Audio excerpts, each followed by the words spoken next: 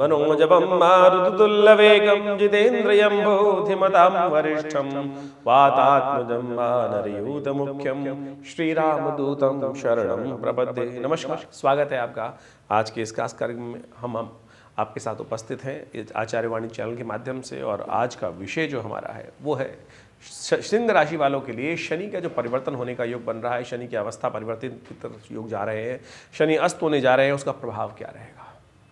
देखिए, आपकी राशि के अनुसार से यदि हम बात करें तो कई क्षेत्रों में बड़ा महत्वपूर्ण प्रभाव पड़ने वाला है। एक तरह से हम कहेंगे आपके लिए शनि का अस्त होना कई प्रकार से लाभ के योग बनाने वाला है, कई कार्यों में गति देने के योग बनाने वाला है, भाग्य जगाने के योग बनते दिखाई दे रहे हैं, कई प्रकार से लाभ देने के योग दे रहे हैं। आपकी राशि के अनुसार यदि हम बात करें तो बृहस्पति महाराज जो हैं विशेष तौर पर बहुत शुभ स्थिति में बैठे हुए थे। शनि महाराज उनको काम नहीं करने दे रहे थे। शनि कहाँ बैठे, बृहस्पति कहाँ बैठे हैं, भाग्य में बैठे हुए हैं आपकी राशि के अनुसार से।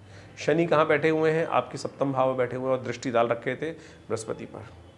और जैसे ही शनि अस्त होंगे, बृहस्पति अब अंतिम चरणों में है अपने सिंह राशि के विशेष अपने मेष राशि के अंदर भाग्य स्थान में आकर ये बहुत बढ़िया तरीके से कई क्षेत्रों में भाग्य से लाभ देने के योग बनेंगे। तो आपको तैयार हो जाना चाहिए। 11 फरवरी को शनि महाराज जो है वो अस्त होने जा रहे हैं रात को करीब 23:45 यानी 11:45 बजे के आसपास शनि अस्त हो जाएंगे।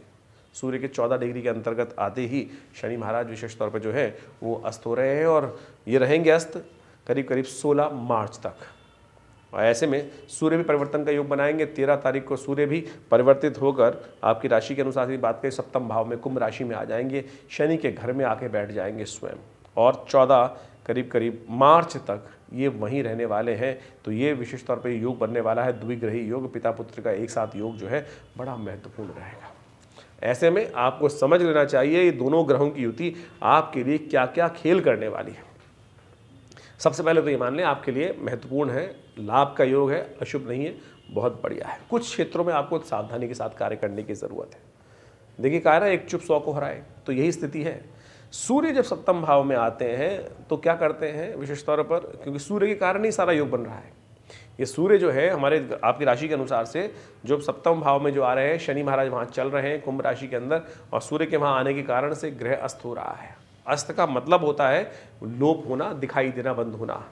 जिस प्रकार से इसको ऐसे समझे कि दिन में सूर्य जब पूरे संसार में आच्छादित हो जाते हैं, मंडल में अपने आ जाते हैं, तो क्या होता है कि उनके आसपास इतना प्रकाश हो जाता है कि पूरे आकाश मंडल में कोई तारे मंडल इत्यादि दिखाई नहीं देते। वही जब सूर्य शाम को पृथ्वी बदल जाती है स्थिति और सूर्य के से ऑपोजिट पृथ्वी का स्वरूप बन जाता है, तब आपको समस्त आकाश मंडल में वो तारे इत्यादि हैं वो दिखाई देने शुरू हो जाते हैं।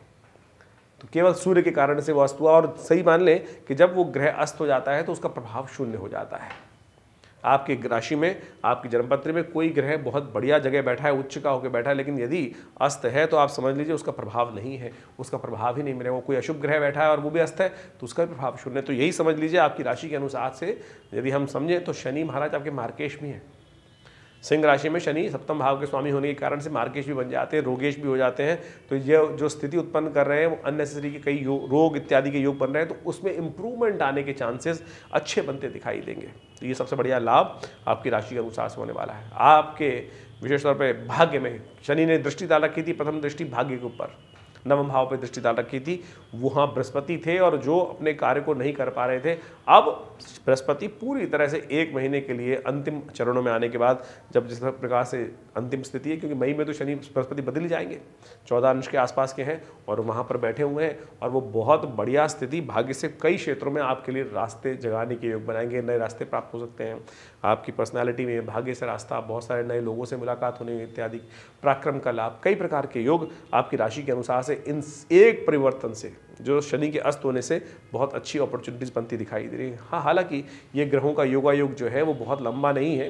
यदि देखा जाए तो ग्रह काल गणना के अनुसार से ये करीब 34-35 दिन के लिए ग्रह योग बन रहा है। लेकिन जो भी है उसमें आप देखिए, लाभ के लिए तो एक क्षण में मिल जाए तो उसी में संपूर्ण रूप से लाभ के योग बन जाते हैं। लेकिन उस स्थिति को हमें समझ लेना चाहिए कि ग्रहों का योग बन के आ रहा है। देखिए, आजकल तो कंप्यूटर का ज़माना है, बहुत सोफिस्टिकेटेड ज़माना है। हर चीज़ को हम जो भी करते हैं कैलकुलेशन के हिसाब से करने का प्रयास करते हैं, और उन कैलकुलेशंस को हम अच्छे से एनालाइज करते हैं। चाहे हम घर से बाहर निकल कर कहीं छोटी जगह भी जा रहे हैं तो पहले गूगल से चेक करके देखते हैं कि ट्रैफिक कहाँ मिलेगा, कहाँ नहीं मिलेगा, हर चीज़ कैलकुलेशन करके चलते हैं।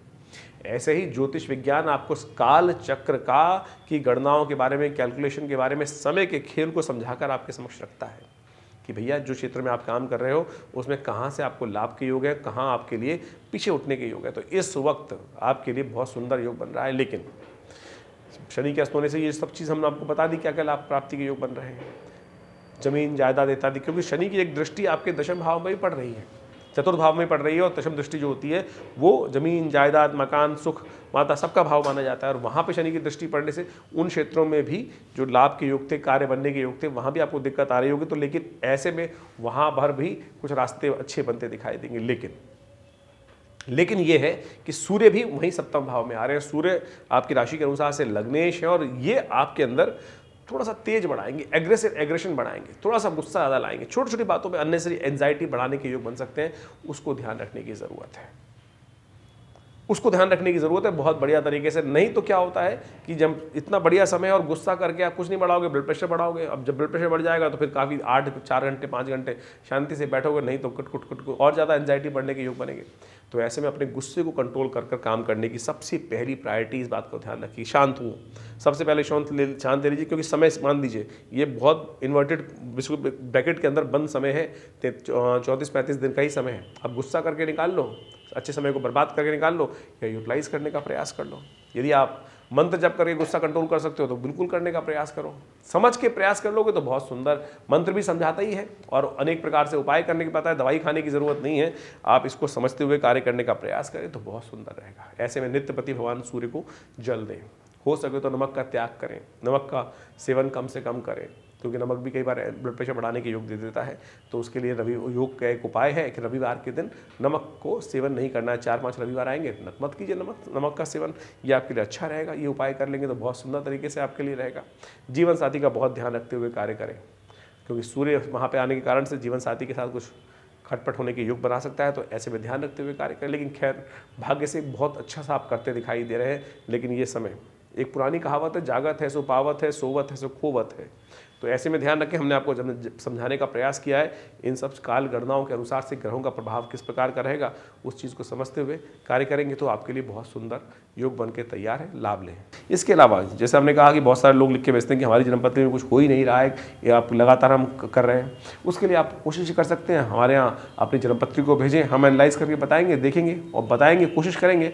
हो सकता है आपके बहुत सारे योग ऐसे हों जो कुछ न कुछ कष्ट के योग बना रहे हों और ये उनको निवारण कर लेंगे तो बिल्कुल वारे न्यारे हो सकते हैं। आप सबका स्वागत है विवेकानंद योग आश्रम में। हमारा ये आश्रम संस्थान जमुना पार्क खुरेजी में स्थित है और यहाँ पिछले करीब 60 सालों से सुंदर तरीके से भारतीय पराविद्याओं पर शोध कार्य चलता है। हमारे पिता आचार्य श्री केशव देव जी महाराज के साथ सानिध्य में रहकर बहुत सारे विषयों पर आश्रम में लगातार शोध हुआ और आज भी उन्हीं कार्यों पर हम आगे बढ़ाने का प्रयास कर रहे हैं। नित्यपति आश्रम में करीब 8 घंटे के आसपास यज्ञ होता है और बहुत सारे उत्सव समय से मनाए जाते हैं और हम आपको अवगत कराते ही रहते हैं उन सब संबंध में। आप भी विवेकानंद योग आश्रम में आकर उन सब सुविधाओं का लाभ ले सकते हैं, चाहे वो स्वास्थ्य संबंधी समस्या हो। तो ये आश्रम बहुत सारे क्षेत्रों में हम कार्य करने का प्रयास कर रहे हैं। योग इत्यादि के क्षेत्र में, प्राकृतिक चिकित्सा इत्यादि के, आयुर्वेद के क्षेत्र में एक पूरा 100 बेड का हॉस्पिटल यहाँ पर बनाया गया है। माँ भगवती का एक चमत्कारी शिव विग्रह यहाँ विद्यमान है जो मुल्तान से 1947 में उपस्थित हुआ। 500 साल पुराना शिव विग्रह, उनके सानिध्य में ही आश्रम की समस्त व्यवस्थाएं चलती हैं और उनका दर्शन नित्यपति आप कर सकते हैं। और रविवार के दिन एक विशेष कार्यक्रम आश्रम पे किया जाता है जिसमें यज्ञ में जो 8 घंटे नित्यपति यज्ञ होता है रविवार वाले दिन, उसमें सादर सब लोग आमंत्रित रहते हैं, भंडारे इत्यादि कार्यक्रम होता है। तो आप सब उन सब समस्त कार्यक्रम में आके लाभ ले सकते हैं। और जन्मपत्री के संबंध में विचार विमर्श करने के लिए भी सुंदर व्यवस्था हमारे इस आश्रम की तरफ से रहती है। फ़ोन नंबर्स आपके सामने स्क्रीन पर है, उन सब में आप लाभ लेने का योग बना सकते हैं। धन्यवाद।